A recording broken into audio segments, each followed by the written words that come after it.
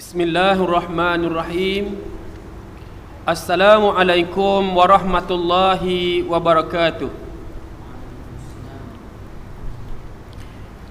Untuk memberkati pertemuan kita pada petang yang berbahagia ini, malah sama-sama kita membuka majlis dengan membaca Ummul Kitab Al-Fatihah.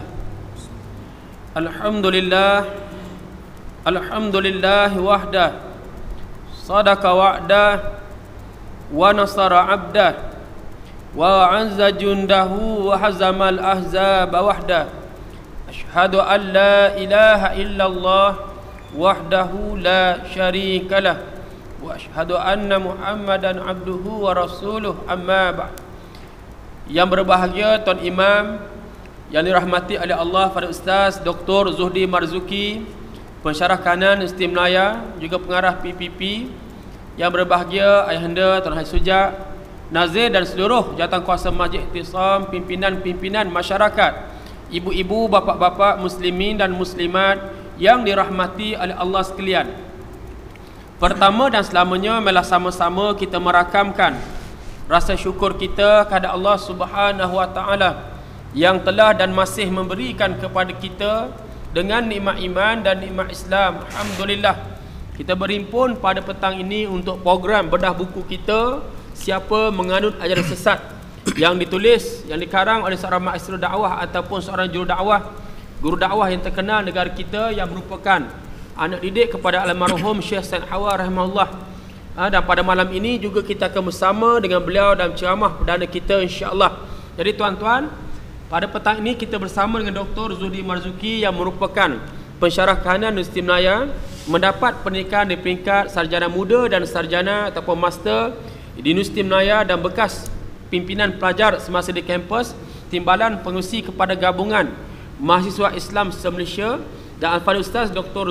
Zuhdi Marzuki melanjutkan pendidikan tinggi di peringkat Doktor Falsafah di United Kingdom, tuan-tuan sekalian, di mana beliau akhirnya pulang ke tanah air berkhidmat sebagai pensyarah kanan universiti dan juga sebagai pengarah PPP di Jalan Raja Laut. Jadi pada petang ini kita akan membicarakan tentang buku Siapa Menganut Ajaran Sesat. Sebagaimana kita tahu, bagaimana di akhir zaman ini tuduhan dan juga label diberikan kepada pelbagai kelompok gerakan Islam. Saya teringat bagaimana label yang digunakan terhadap gerakan Ikhwan Muslimin, sama ada gerakan Ikhwan yang berada di Libya, di Mesir, di Syria, di Jordan, menjadi satu kecenderungan kepada rejim untuk menuduh mereka sebagai kelompok Khawarij. Kalau kita lihat bagaimana kumpulan Khawarij atau Khariji ini muncul pada tahun 37 Hijrah, di zaman Sayyidina Ali memerintah, akibat daripada tidak puas hati perintah tahkim yang dibuat di antara Muawiyah bin Abu Sufyan dan juga kerajaan Islam yang dipimpin oleh Sayyidina Ali waktu tersebut. Kelompok seramai 12,000 orang ini yang dipimpin oleh Syekh bin Rubai sebagai panglima perang dan Abdullah bin Kawas sebagai imam sembahyang. Mereka telah mengkafirkan Sayyidina Ali dan mengkafirkan Muawiyah. Mereka bersifat tegas, keras, bahkan penafsiran mereka yang silap terhadap Al-Quran. Maka Sayyidina Ali telah menggunakan seorang tokoh Al-Quran, khidmat tokoh Al-Quran, iaitu sepupu kepada Nabi dan juga sepupu kepada Sayyidina Ali Ibnu Abbas ataupun Abdullah bin Abbas, untuk mengharmonikan kesalahfahaman puak-puak Khawarij ini. Akhirnya alhamdulillah ramai yang kembali bertaubat. Maka kita lihat tuan-tuan sekalian, bagaimana di akhir zaman ini label ataupun gelaran buruk Khawarij ini ditujukan kepada gerakan Islam. Bahkan gerakan Islam dituduh sebagai sesat dan sebagainya. Maka saya merasakan penulis kepada kitab nipis ini, tuan-tuan, Tuan Guru Haji Abdul Hadi, menuangkan idea-idea tentang siapa menganut ajaran sesat bagi menjawab persoalan di manakah neraca sesat atau benar, yang hak ataupun batil. Jadi saya persilakan kepada Al-Fadhil Ustaz Dr. Zuhdi Marzuki untuk pembuka tiranya, untuk membentangkan apakah parameter, apakah kayu ukur untuk menentukan hak atau batil, benar ataupun salah. Dipersilakan. Assalamualaikum warahmatullahi wabarakatuh. Bismillahirrahmanirrahim. Alhamdulillahi rabbil alamin, wa bihi nasta'in, wassalatu wassalamu ala asyrafil anbiya'i wal mursalin, وعلى آله وصحبه رسول الله أجمعين. فقال الله سبحانه وتعالى في كتابه العزيز: قالوا سبحانك لا علم لنا إلا ما علمتنا إنك أنت العليم الحكيم. قال رب اشرح لي صدري ويسر لي أمري واحلل عقدة من لساني يفقه قولي. اللهم أرنا الحق حقا وارزقنا اتباعه وأرنا باطل باطلا وارزقنا اجتنابه. ربنا افتح بيننا وبين قومنا بالحق وأنت خير الفاتحين. Yang dihormati sahabat saya Ustaz Ridwan Muhammad Nur selaku pengerusi dan pengacara majlis. Yang dihormati Tuan Imam, ahli jawatan kuasa masjid, seterusnya hadirin hadirat muslimin muslimat yang dihormati dan dikasihi sekalian. Tuduhan sesat ini merupakan suatu sunnah yang dilalui oleh para rasul alaihimus salatu wassalam. Termasuklah Rasulullah sallallahu alaihi wasallam yang dituduh oleh golongan musyrikin Quraisy pada waktu itu sebagai golongan yang sesat. Bahkan bukan hanya sesat, mereka juga menuduh Rasulullah sallallahu alaihi wasallam sebagai seorang gila, sedangkan Rasulullah sallallahu alaihi wasallam suci daripada penghinaan dan tuduhan-tuduhan itu. Disebut dalam Al-Quran dalam surah Al-Qalam, ma anta bi ni'mati rabbika bimajnun. Tidaklah engkau wahai Muhammad dengan nikmat yang dikurniakan oleh Allah kepadamu, engkau termasuk dari karangan golongan yang gila. Yakni Rasulullah dinafikan oleh Allah sebagaimana yang dituduh oleh golongan musyrikin Quraisy bahawa Rasulullah sallallahu alaihi wasallam ini adalah seorang yang gila. Dan begitu juga dituduh dengan sesat, sehingga Allah Subhanahu wa taala menyebut dalam ayat yang berikutnya, inna rabbaka huwa a'lamu biman dhalla an sabilih wa huwa a'lamu bil muhtadin. Sesungguhnya Tuhanmu wahai Muhammad, dialah yang lebih mengetahui siapakah yang sesat daripada jalannya, dan dialah yang mengetahui siapakah yang mendapat petunjuk. Ayat ini menjelaskan kepada kita yang menentukan sesat ataupun tidak ialah Allah. Allah lah yang menentukan siapa sesat ataupun tidak.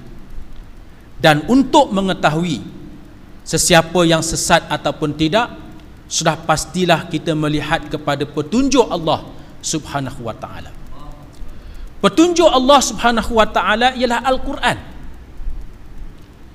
Sebagaimana Allah menyebut, inna hadzal qur'ana yahdi lillati hiya aqwam. Sesungguhnya inilah Al-Quran yang menjadi petunjuk kepada jalan yang paling benar. Al-Quran inilah yang menunjuki jalan yang paling benar, jalan yang paling lurus, yang mendapat keredaan Allah Subhanahu wa taala. Dengan sebab itu Al-Quran ini disebut oleh Rasulullah sallallahu alaihi wasallam dalam satu riwayat yang diriwayatkan oleh Imam Tirmizi daripada Ali bin Abi Talib radhiyallahu anhu. Disebut tentang apakah itu Al-Quran. Al-Quran ini disebut oleh Rasulullah sallallahu alaihi wasallam, kitabullah fihi naba'u man qablakum wa khabaru ma ba'dakum wa hukmu ma bainakum huwal faslu laisa bil hasl. wa man tarakahu min jabbarin qasamahullah wa man ibtaghal huda fi ghairihi adallahullah wa huwa hablullahil matin wa huwa siratul mustaqim wa huwa zikrul azim. Hadis ini menjelaskan kepada kita tentang Al-Quran yang menjadi petunjuk kepada jalan yang benar, yang mengelakkan manusia daripada jalan yang salah dan sesat. Rasulullah menyebut kitab Al-Quran ini kitab yang menjelaskan, menceritakan tentang apa-apa yang pernah berlaku sebelum daripada kamu. Termasuklah kisah golongan yang sesat, golongan yang melampaui batas Allah. Bukan hanya sesat, melampaui batas Allah, golongan Taghut yang disebut oleh Allah Subhanahu wa taala di antara golongan itu, walaupun maju mereka, walaupun tinggi sains mereka, walaupun tinggi tamadun dan teknologi mereka, Allah sebut alam tara kaifa fa'ala rabbuka bi'ad irama dzatil imad allati lam yukhlaq misluha fil bilad wa thamud allazina jabu as-sakhra bil wad wa fir'auna zil autad allazina taghaw fil bilad. Apakah kamu tidak melihat bagaimana Allah menurunkan balasannya kepada kaum Ad, iaitu kaum yang mendirikan bandar Iram. Nama bandarnya Bandar Iram, yang terdiri daripada tiang-tiang yang besar. Bandar itu dibuat daripada tiang-tiang yang besar. Bandar itu tenggelam dalam bumi. Allati lam yukhlaq misluha fil bilad, yang tidak pernah didirikan bandar bangunan seumpamanya dalam negeri itu, yang kemudian ditenggelamkan oleh Allah apabila mereka engkar kepada dakwah yang dibawa oleh Nabi Hud alaihissalam.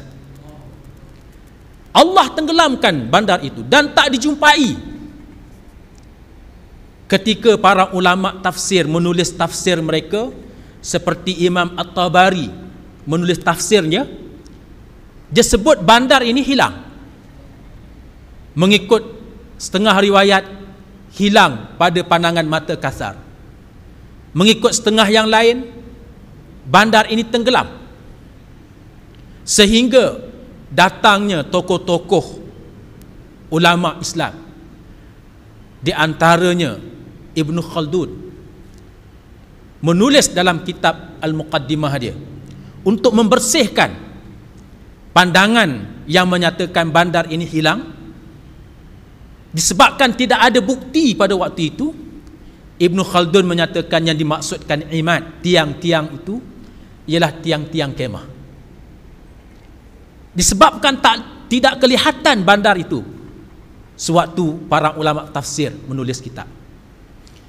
Tetapi hari ini, apabila ahli sejarah mengkaji di manakah bandar Iram, dan ada teknologi yang dapat menembusi tanah dalam bumi untuk melihat bandar Iram ini, selepas mereka jumpai melalui penderiaan jauh, remote sensing, mereka jumpa bandar ini di Yaman, dan digali memang betul daripada tiang-tiang yang besar. Hebatnya kaum Ad. Walaupun hebat, Allah sebut allazina taghaw fil bilad, mereka ini bukan setakat sesat, mereka ini melampau. Golongan yang sesat lagi melampau kepada Allah Subhanahu wa taala dalam negeri mereka masing-masing. Wa samud allazina jabu as-sahra bil wad, Allah sebut pula golongan kaum Samud, iaitulah umat Nabi Saleh, kaum Nabi Saleh, yang membelah gunung, memahat gunung untuk dijadikan kediaman. Mengikut setengah riwayat, mereka memahat gunung itu untuk didiami pada waktu musim sejuk, dan masih ada sampai hari ini. Allah kekalkan tinggalan mereka sampai hari ini untuk menjadi bukti kepada manusia bahawa mereka ini memang dari segi teknologi mereka, tamadun mereka, mereka maju. Tetapi Allah menyebut mereka sesat dan melampau. Wa Fir'aun zil autad, dan Fir'aun dengan segala kelengkapan kekuatan tenteranya. Allazina taghaw fil bilad, kaum Ad, kaum Samud, Fir'aun ini melampau. Golongan yang sesat melampau. Ini menjadi petunjuk kepada kita siapakah golongan yang sesat lagi melampau. Ia tidak diukur hanya dengan perkara-perkara yang berkaitan dengan kebendaan, ilmu-ilmu dunia, tetapi Allah mengukurnya dengan siapakah yang diberi petunjuk, iaitu mengikut perintah-perintah Allah dan petunjuk yang diturunkan oleh Allah melalui Rasulnya. Inilah golongan yang disebut oleh Allah taghut, iaitulah bukan hanya sesat tetapi melampau. Allah sebut perkara ini dalam Al-Quran dan dapat dilihat dengan ayat manzurah yang boleh kita lihat tanda-tanda dia. Peninggalan kaum Ad, kaum Samud, Fir'aun sampai hari ini boleh dilihat. Tetapi tinggalan Nabi Sulaiman, istana Nabi Sulaiman, yang merupakan seorang manusia yang saleh, yang dilantik oleh Allah menjadi rasul, yang diberi mukjizat oleh Allah untuk menguasai manusia, jin, binatang, membina istananya daripada arkitek jurutera dari kalangan manusia dan jin. Istana yang hebat, tetapi Allah tidak kekalkan. Mengapa Allah kekalkan istana tinggalan kaum Ad, kaum Samud dan Fir'aun? Kubur Fir'aun dikekalkan. Mengapa? Menunjukkan kepada kita inilah contoh golongan-golongan yang sesat dan melampau. Jadi Al-Quran menyebut, Al-Quran itu menceritakan tentang perkara-perkara yang berlaku sebelum kamu. Wa khabaru ma ba'dakum, menceritakan perkara yang berlaku selepas kamu. Wa hukmu ma bainakum, dan Al-Quran itu menjadi hukum, menjadi undang-undang di tengah-tengah kamu. Al-Quran menjadi undang-undang. Ini Al-Quran. Dan apa yang dinyatakan oleh Al-Quran ini bukan perkara yang main-main. Sesiapa dari kalangan pemimpin yang berhukum bukan dengan Al-Quran, ia akan dihancurkan oleh Allah. Allah sebut dalam hadis ini, Rasulullah sebut dalam hadis ini, sesiapa min jabbarin, dari kalangan mereka yang berkuasa, yang tidak berhukum, mengambil Al-Quran sebagai hukumnya, sebagai panduannya, ia akan dihancurkan oleh Allah Subhanahu wa ta'ala. Wa man ibtaghal huda fi ghairihi adallahu Allah. Ini yang menjelaskan tentang siapakah yang sesat. Sesiapa yang mengambil selain daripada Al-Quran sebagai petunjuk, maka dia akan disesatkan oleh Allah Subhanahu wa ta'ala. Jadi Al-Quran inilah yang sebenarnya menjadi asas neraca siapakah yang benar-benar mendapat petunjuk dan siapakah yang sesat. Dan hadis ini di hujung dia disebut oleh Allah, oleh Rasulullah sallallahu alaihi wasallam. Di hujung hadis ini, man qala bihi sadaqa wa man amila bihi ujira wa man hakama bihi adala wa man da'a ilaihi hudiya ila siratim mustaqim. Sesiapa yang bercakap dan cakapnya menggunakan hujah Al-Quran, benar mengikut Al-Quran, berdalilkan Al-Quran, sesiapa yang bercakap berdalilkan Al-Quran, maka cakapnya benar. Sesiapa yang beramal, amalannya tepat dengan Al-Quran, sebagaimana yang diperintahkan oleh Al-Quran, maka amalannya mendapat pahala. Sesiapa yang berhukum, hukumnya mengikut hukum Al-Quran, maka hukumnya adil. Dan sesiapa yang mengajak kepada Al-Quran, maka dia akan diberi petunjuk kepada jalan yang paling lurus, yakni jalan yang benar. Jadi Al-Quran itulah menjadi asas kepada siapakah yang benar, siapakah yang salah. Sebab itu Allah menyebut inna rabbaka huwa a'lamu biman dhalla an sabilih. Sesungguhnya Allah tahu siapakah yang benar-benar sesat daripada jalannya, dan Allah Maha mengetahui siapakah yang mendapat petunjuk. Jadi neraca yang pertama menentukan bahawa siapakah yang sesat, siapakah mendapat petunjuk ialah Al-Quran. Allah menentukan sesiapa yang sesat, sesiapa yang mendapat petunjuk dengan melihat kepada neraca Al-Quran. Yang kedua, yang menjadi neraca untuk menentukan siapa yang sesat ataupun tidak ialah sunnah al-hadis, yang menjadi penjelas dan penerang kepada Al-Quran. Sebagaimana hadis yang masyhur disebut oleh Rasulullah sallallahu alaihi wasallam, laqad taraktu fikum amrayn lan tadillu ba'di ma in tamassaktum bihima kitaballah wa sunnata rasulih. Rasulullah bersabda, sesungguhnya aku tinggalkan kepada kamu dua perkara yang kamu tidak akan sesat selama-lamanya selagi berpegang kepada dua perkara itu. Iaitulah yang pertamanya Al-Quran, sebagaimana yang telah dijelaskan tadi, dan yang keduanya ialah sunnah Rasulullah sallallahu alaihi wasallam. Selama mana kamu berpegang kepada Al-Quran dan selama mana kamu berpegang kepada As-Sunnah, maka kamu tidak akan sesat selama-lamanya. Menunjukkan kepada kita bahawa sunnah al-hadis, apa yang dilakukan, yang diperkatakan, yang diperakui oleh Rasulullah sallallahu alaihi wasallam, yang diriwayatkan secara riwayat yang sahih, maka ia menjadi sebagai sumber kepada kita.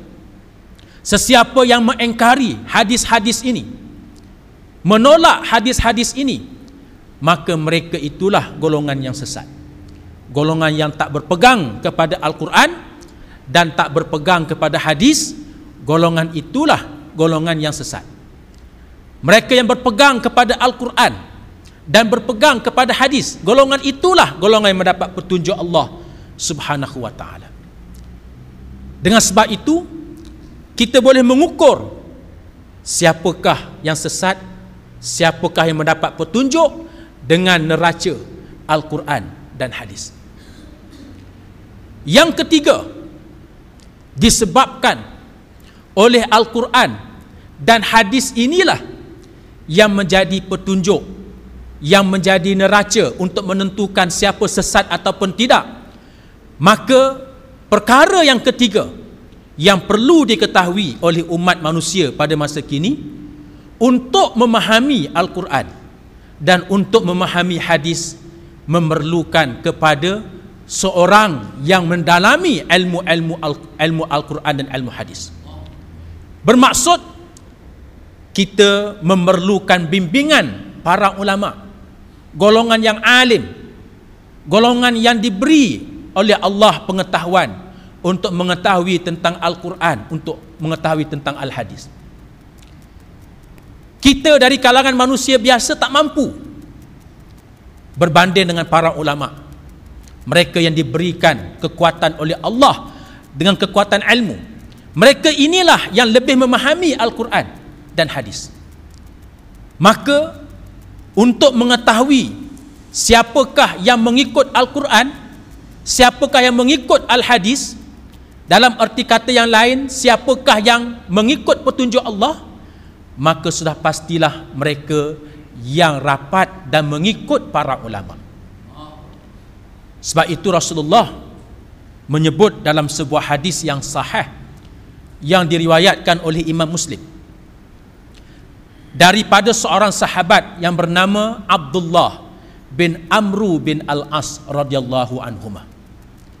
Sabda Rasulullah sallallahu alaihi wasallam, innallaha la yaqbidul ilman intiza'an yantazi'uhu binan nas walakin yaqbidul ilma biqabdil ulama hatta iza lam yatsruq aliman ittakhazan nasu ru'usan juhala fasu'ilu fa'aftau bighairi ilm fadallu wa adallu. Sabda Rasulullah sallallahu alaihi wasallam, sesungguhnya di akhir zaman nanti Allah tidak akan mengangkat ilmu ini sekaligus. Ilmu akan diangkat oleh Allah, yakni ilmu Al-Quran, ilmu hadis, ilmu wahyu akan diangkat oleh Allah, tetapi Allah tidak mengangkatnya sekaligus daripada manusia. Sebaliknya, Allah mengangkat ilmu ini dengan dimatikan para ulama. Para ulama dimatikan. Bila ulama mati, maka hilang ilmu sedikit. Tak ada pengganti dia. Mati lagi para ulama, hilang ilmu. Tak ada pengganti. Maka dengan cara itulah ilmu akan diangkat oleh Allah. Bila ilmu diangkat oleh Allah, manusia hilang panduan, hilang petunjuk. Dalam satu hadis yang lain dia sebut, di akhir zaman bila manusia langsung tidak mengetahui tentang solat, tentang zakat, tentang puasa, mereka tak tahu. Cuma ada manusia menyebut, yang kami dengar bapa kami, datuk kami pernah menyebut dengan satu kalimah, iaitulah la ilaha illallah. Lalu mereka berpegang kepada la ilaha illallah. Mereka itu mengikut setengah ulama, dimasukkan dalam syurga walaupun tidak ada melakukan amalan-amalan solat, puasa dan lain-lain. Yakni ilmu itulah yang tinggal, ilmu yang berkaitan dengan la ilaha illallah. Man kana akhiru kalamihi la ilaha illallah dakhala al-jannah. Sesiapa yang di hujung kalimah terakhir, di hujung usianya la ilaha illallah, masuk syurga Allah Subhanahu wa taala. Maka ilmu diangkat sedikit-sedikit. Bila ilmu diangkat sedikit-sedikit dengan dimatikan para ulama, yang tinggal orang-orang jahil. Tak ada lagi ulama. Yang tinggal adalah golongan yang jahil. Apabila tidak ada seorang alim, manusia mengambil orang-orang jahil sebagai pemimpin mereka, yang diikuti oleh mereka. Fasu'ilu fa'aftau bighairi ilm. Lalu orang-orang jahil yang menjadi pemimpin ini ditanya tentang sesuatu hukum. Dia berfatwa tanpa ilmu. Berfatwa tanpa ilmu.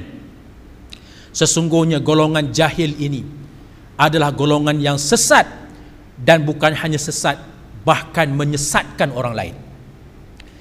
Jadi golongan yang berilmu ini membawa kepada petunjuk Allah, menjauhi manusia daripada kesesatan. Golongan yang jahil ini pula golongan yang sesat dan menyesatkan orang lain. Menunjukkan kepada kita dalam hadis ini bahawa untuk kita berdamping, untuk kita mengikut panduan Al-Quran dan hadis, kita hendaklah mengikut para ulama. Jadi neraca yang ketiganya ialah kita mengikut orang yang alim, para ulama. Ulama yang bertakwa, bukan ulama usuk. Ulama yang bertakwa. Dan yang keempatnya, kita mencari dan bersama-sama beriltizam dengan golongan yang dijanjikan oleh Allah sebagai golongan yang sentiasa mendukung kebenaran. Sebagaimana sabda Rasulullah sallallahu alaihi wasallam, la tazalu ta'ifatun min ummati zahirina 'alal haqq la yadurruhum man khalafahum hatta ya'ti Allahu bi amri, atau kama qala Rasulullah sallallahu alaihi wasallam. Tidak akan berhenti dari kalangan kaumku, umatku, pasti ada kumpulan dari kalangan umatku yang sentiasa menzahirkan kebenaran, menentang golongan yang sesat. Pasti ada kumpulan ini yang tidak dapat dilemah dan dikalahkan oleh musuh-musuh mereka, sehinggalah Allah mendatangkan urusannya sehingga Allah mendatangkan urusannya mengikut setengah ulama sehingga datangnya hari kiamat. Wahum kadzalik, dan mereka golongan ini tetap dalam keadaan menegakkan kebenaran.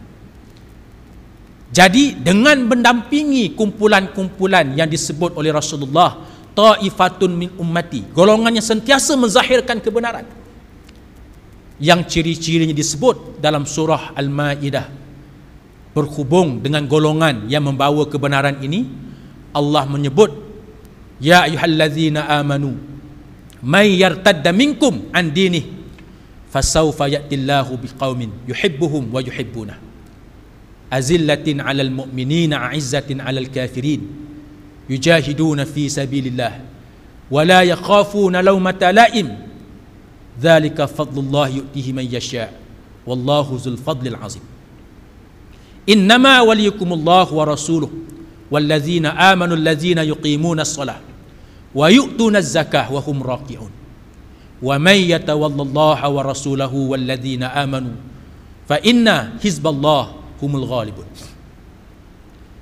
Dalam ayat ini secara ringkasnya Allah menyebutkan ciri-ciri golongan yang dijanjikan oleh Allah akan didatangkan kepada umat manusia apabila berlaku kesesatan. Allah akan mendatangkan, membangkitkan kumpulan ini, golongan ini, untuk membawa kebenaran kepada umat manusia. Di antara sifat golongan ini yang pertamanya kasih kepada Allah, dan mereka mengasihi Allah. Mereka dikasihi oleh Allah dan mereka mengasihi Allah, iaitulah golongan yang mengikut Al-Quran, yang mengikut sunnah, berpandukan kepada Al-Quran dan sunnah Rasulullah sallallahu alaihi wasallam.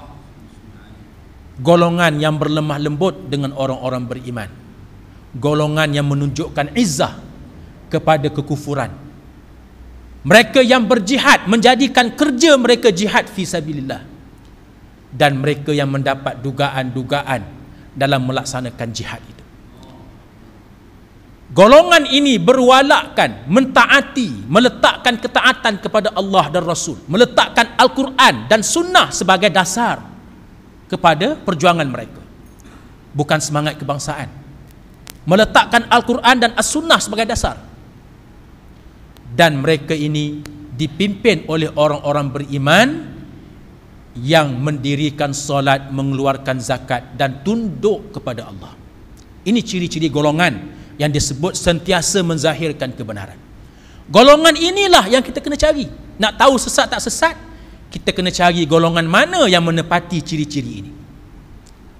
Moga-moga dengan keempat-empat kaedah, sumber, neraca yang menentukan sesat ataupun tidak ini, yang pertama Al-Quran, yang kedua Al-Hadis, yang ketiga panduan dan ikutan kepada para ulama, dan yang keempat mencari kumpulan yang sentiasa menegakkan kebenaran.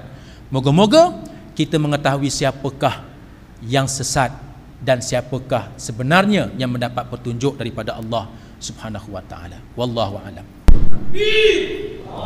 Terima kasih kepada Fadil Ustaz Dr. Zudi Marzuki, tuan-tuan sekalian, yang telah memberikan penjelasan bagaimanakah parameter ataupun mikyas kayu ukur untuk menentukan sesat ataupun benar, hak ataupun batil. Kalau kita mengimbau kembali tabir sirah perjuangan baginda Nabi sallallahu alaihi wasallam, kita akan melihat bagaimana kelompok musyrikin antara lain dipimpin oleh Umar bin Hisham, Umayyah bin Khalaf, Utbah bin Rabi'ah, Abdul Uzza, Abu Lahab. Mereka telah mengenakan pelbagai label kepada Nabi, sama ada sebagai sesat, penyair, gila, penipu dan sebagainya. Sebab itulah di Darun Nadwah, ingat satu mesyuarat yang dipimpin oleh Umar bin Hisham ataupun Abu Jahal, yang sebelumnya digelar sebagai Abul Hakam, bapa cerdik, bapa Bistari, tuan-tuan sekalian. Dia mencadangkan satu usul supaya gelaran Muhammad Al-Amin, gelaran Muhammad Al-Amin ditukar kepada Muhammad Al-Kazab, Muhammad pembohong, pendusta, penipu. Bagaimana apabila diwar-warkan kepada orang-orang Mekah, orang Mekah tidak tergamak untuk memanggil atau menggelar Nabi dengan gelar buruk Muhammad Al-Kazab. Sebaliknya Abul Hakam, Umar bin Hisham, tuan-tuan, digelar sebagai Abu Jahal, bapak bodoh. Orang Indon kata bapak goblok. Jadi tuan-tuan yang dirahmati oleh Allah sekalian, berterusanlah penghinaan demi penghinaan. Bahkan kalau kita lihat, kita berada dalam Rejab ini, peristiwa besar yang berlaku 18 bulan ataupun setahun setengah sebelum hijrah Mekah ke Madinah, yakni peristiwa Isra wal Mi'raj tuan-tuan sekalian. Bagaimana kewafatan kepada Khadijah binti Khuwailid, bagaimana kembalinya Abu Talib bapa saudara Nabi. Maka tekanan kepada Nabi, penistaan terhadap Nabi semakin hebat.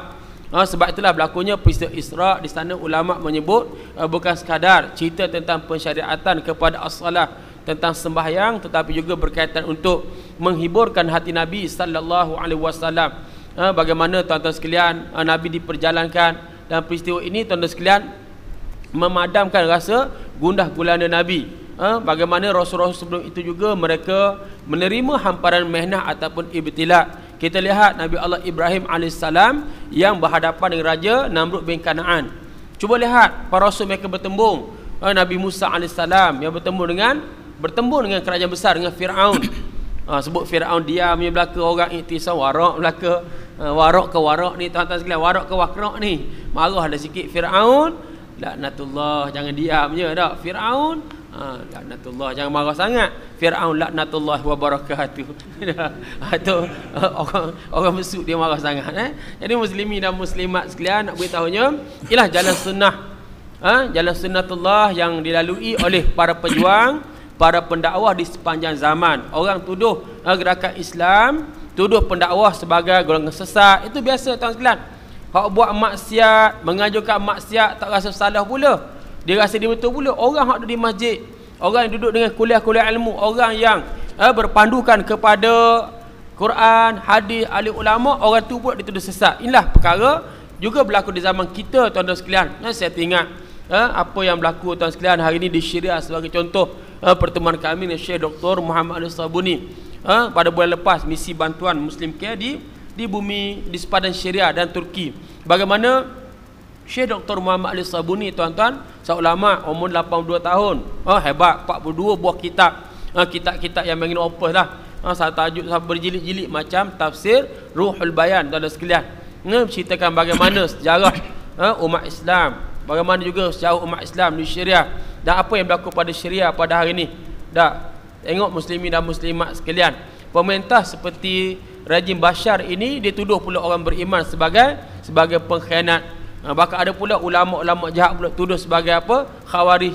Khariji apa dia? Kumpulan pemberontak ni sebagai kelompok Khawarij. Tengok sebagaimana saya sebut tadi, mudah sangat nak melabelkan orang sesat tak sesat, sedangkan mereka tak gunakan apa doktor sebut tadi tentang panduannya Quran, hadis juga, bagaimana yang dipandukan juga oleh alim ulama. Kerana Nabi bersabda al-ulama warasatul anbiya, ulama itu pewaris para nabi, bukan dinar atau dirham tetapi ilmu. Dengan ilmu itulah yang akan memandu kita insya-Allah tuan-tuan sekalian.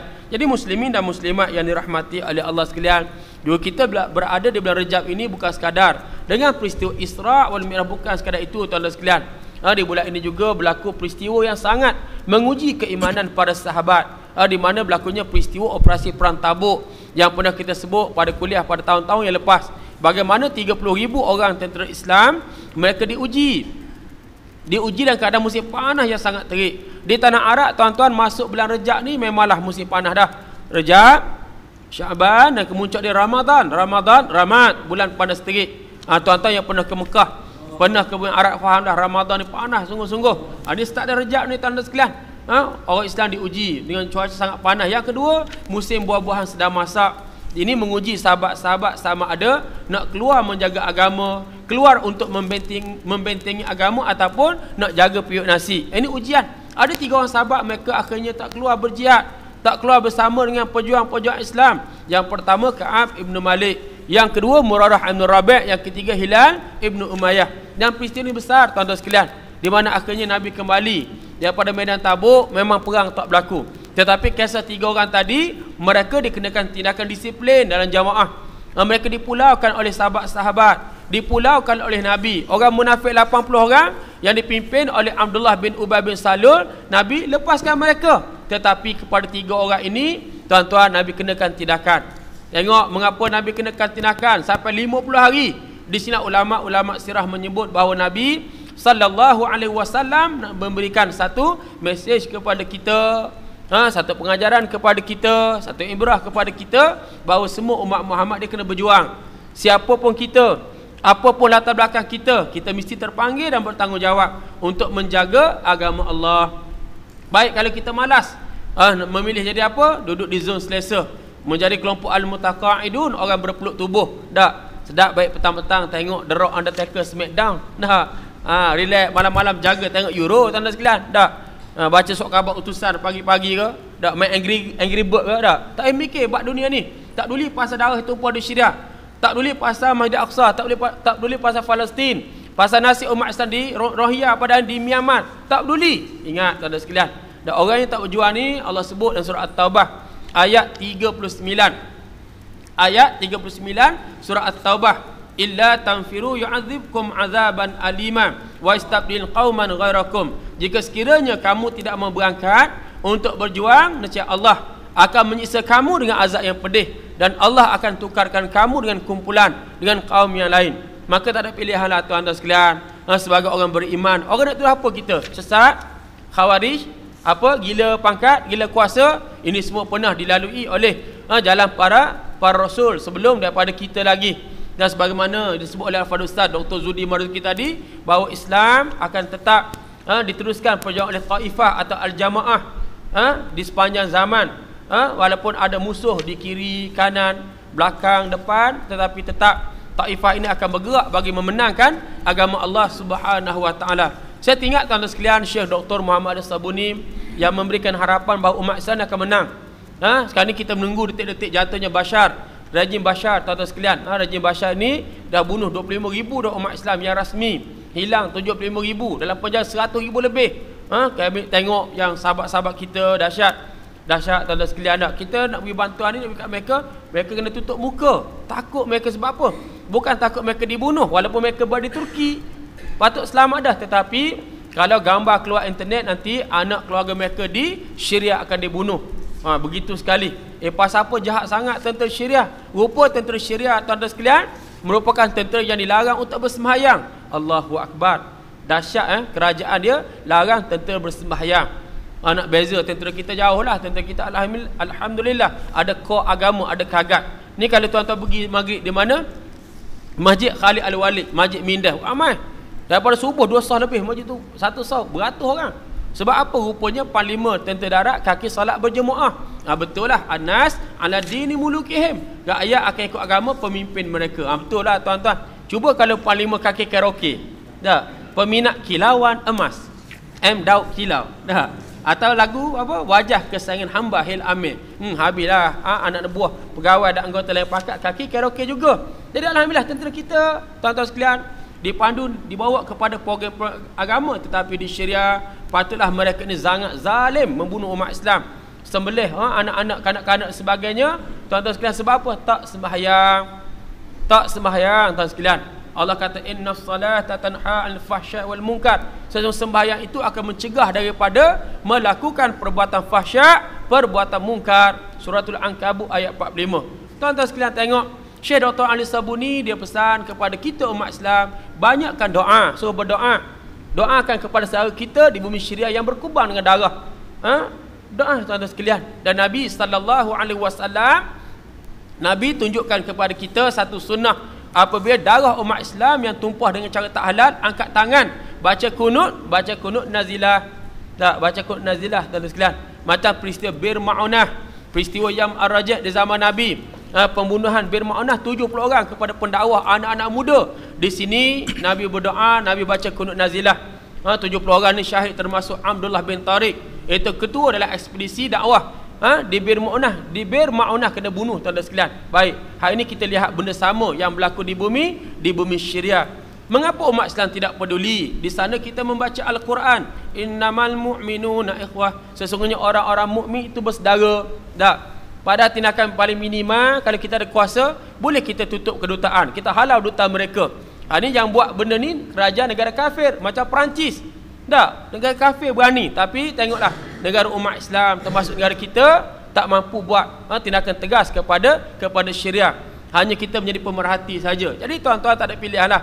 Apabila tidak ada political will, tidak ada kesungguhan pemerintah penguasa, maka kitalah umat Islam yang cinta kepada agama, kita letakkan kesatuan kita di bawah payungan alim ulama, kita berjuang bersama Al-Jamaah bersama taifah untuk memenangkan agama Allah Subhanahu wa taala. Baik, saya ingat kepada pusingan kedua, kita rapat kepada maghrib lah hari ini tuan-tuan sekalian, insya-Allah. Jadi kepada Ustaz Dr. Zudi Marzuki, pensyarah kanan Universiti Melaya yang juga aktivis pelajar semenjak daripada zaman belajar di kampus Universiti Melaya, Timbalan Presiden Gamis. Jadi bolehkah Ustaz lihat lagi pada hari ini tentang tuduhan-tuduhan yang diberikan kepada gerakan Islam, kepada gerakan dakwah, sebagaimana kita sebut tadi, ini merupakan sunnatullah dalam perjuangan.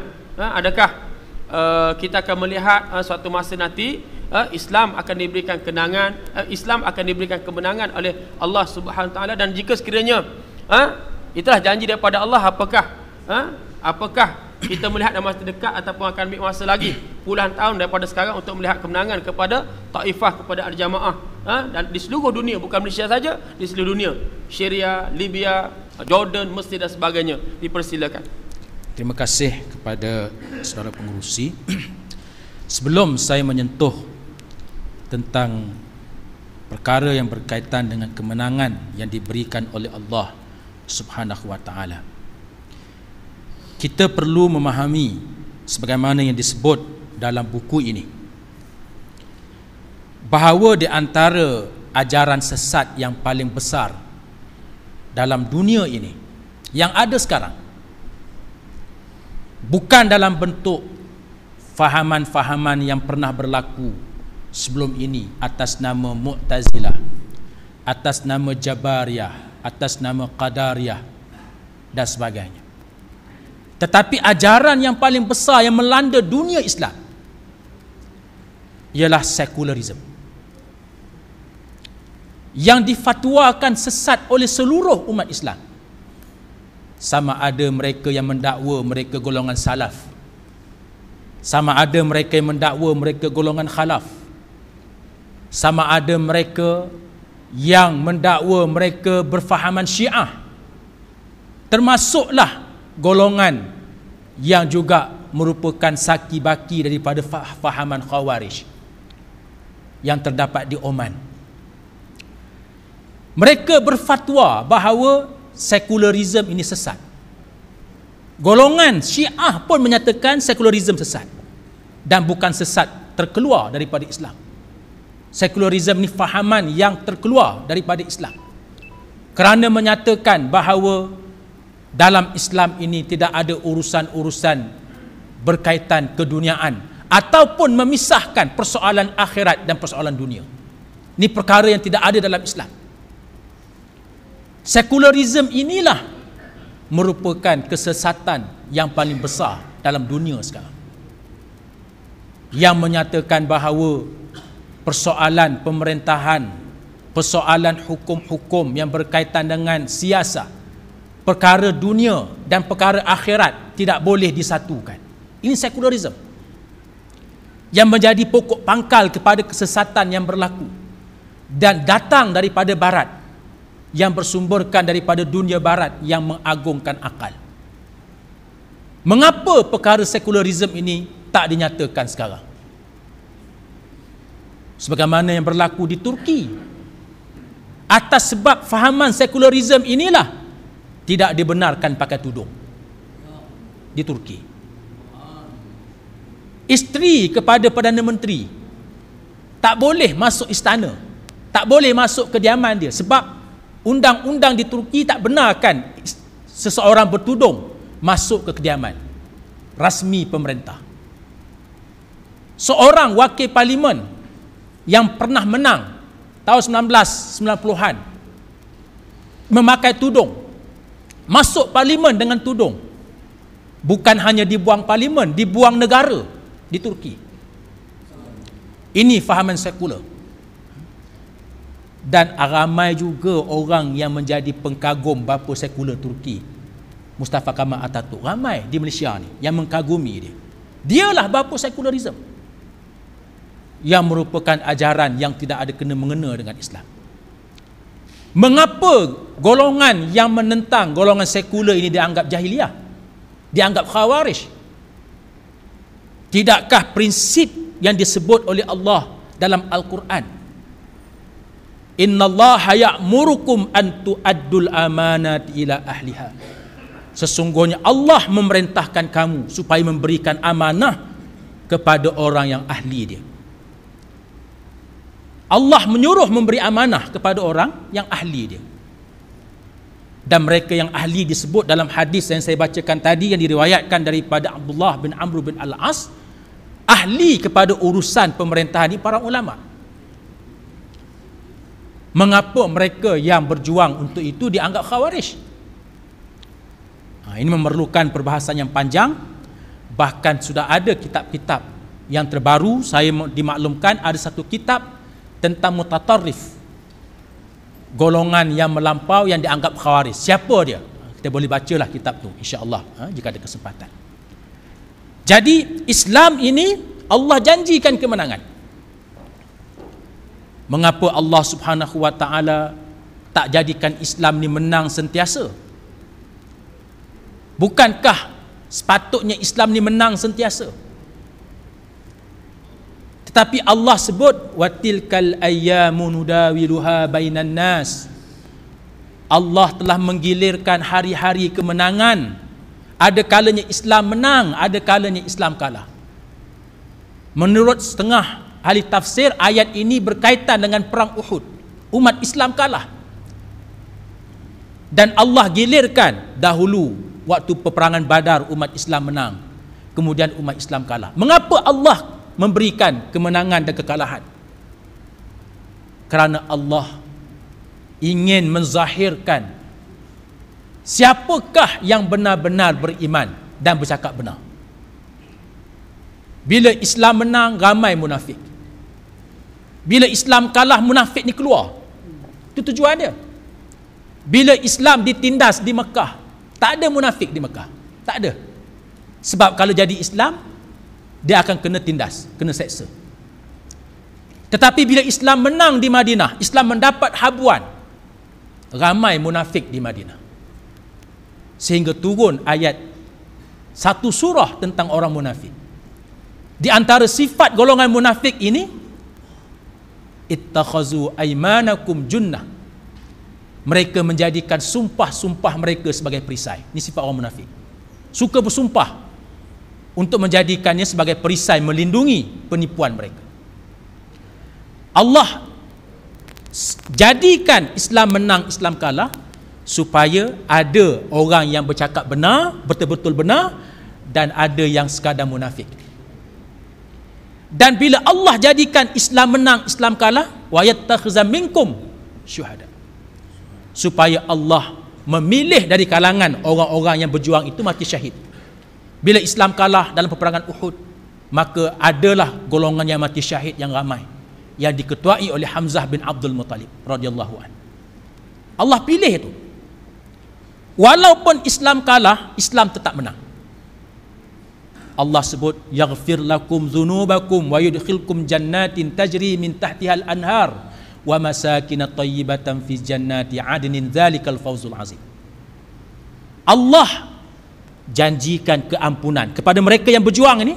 Walaupun mereka kalah, Allah janjikan keampunan kepada mereka. Dimasukkan dalam syurga yang mengalir dalamnya, bawahnya sungai-sungai. Dimasukkan dalam syurga Jannatul Adnin. Dan demikian itulah kemenangan yang besar, kemenangan hakiki. Menang ataupun kalah di dunia, di akhirat tetap dapat kemenangan, fauzul azim, kemenangan yang besar. Tapi Allah sambung ayat ini, wa ukhra tuhibbunaha nasrum minallah wa fathun qarib wa basyiril mu'minin. Allah kata dan selainnya, Allah tetap janjikan kepada kamu perkara yang kamu suka. Apa yang manusia suka? Al-ajilah. Kalla bal tuhibbun al-ajilah. Manusia suka benda-benda yang cepat, yakni kemenangan di dunia. Kita suka walaupun ada dari kalangan pejuang-pejuang Islam tak mampu mengecapi kemenangan, mereka menemui Allah. Tetapi mereka suka juga kalau dapat kemenangan sebelum mereka mati. Allah janjikan kemenangan di dunia. Wa fathun qarib, pertolongan daripada Allah, nasrum minallah wa fathun qarib, dan kemenangan di dunia, kemenangan yang hampir akan dapat dirasai oleh umat Islam. Walaupun mereka kalah, mereka mendapat kemenangan di akhirat pasti. Dan ada dari kalangan pejuang-pejuang Islam yang tetap akan mendapat kemenangan di dunia.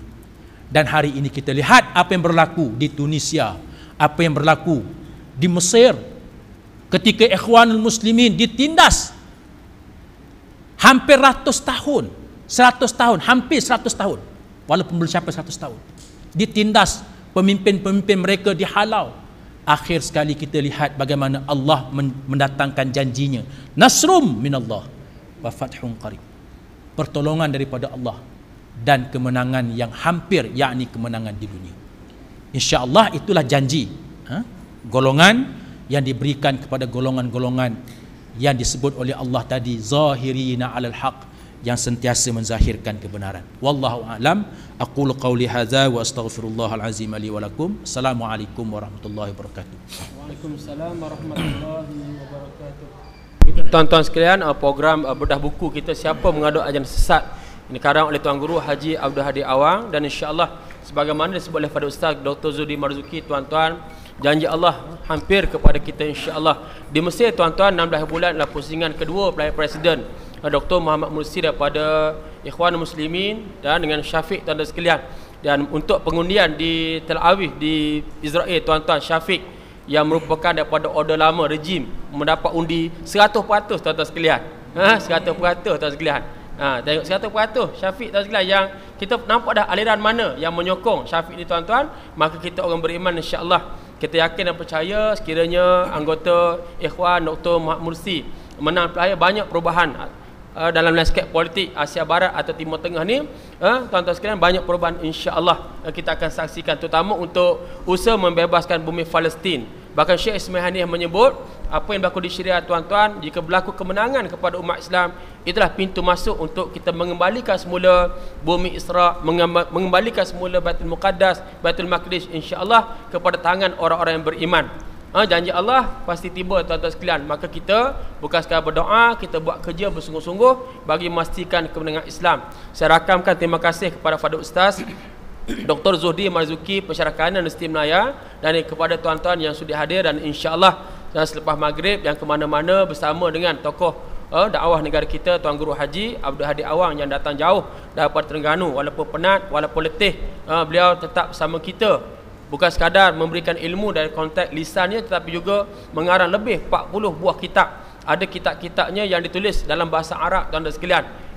Bahkan saya ingat saya bersama-sama rombongan Muslim Care, kita bertemu Syekh Dr. Muhammad Ali Sabuni, Ketua Hayat Ulama, Ketua Ulama Syariah. Ketua Ulama Syariah tulis sepucuk surat peribadi kepada Tuan Guru Haji Abdul Hadi Awang. Mana Tuan Guru kita ni bukan orang main-main lah, tuan sekalian, orang yang sangat terkenal di peringkat antarabangsa.